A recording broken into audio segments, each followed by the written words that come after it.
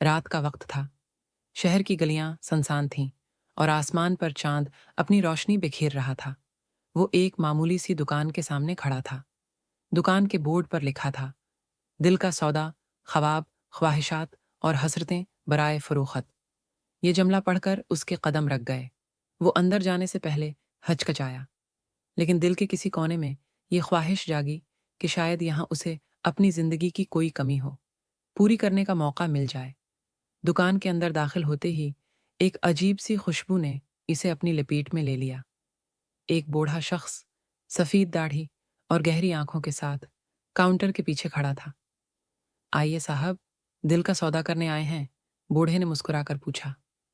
दिल का सौदा? ये कैसा सौदा है? उसने हैरत से सवाल किया। बूढ़ा हल्के से हंसा और बोला, यहाँ आप अपनी हर घड़ी की घड़ियों को देखते हैं। किसी भी ख्वाहिश को पूरा करने के लिए अपनी एक हसरत या ख्वाब दे सकते हैं, लेकिन याद रहे, हर सौदा महंगा पड़ सकता है। ये सुनकर वो सोच में पड़ गया। इसकी जिंदगी है मैं एक हसरत थी, सच्ची मोहब्बत का हुसूल। लेकिन क्या वो अपनी कोई कीमती चीज इसके बदले दे सकता था?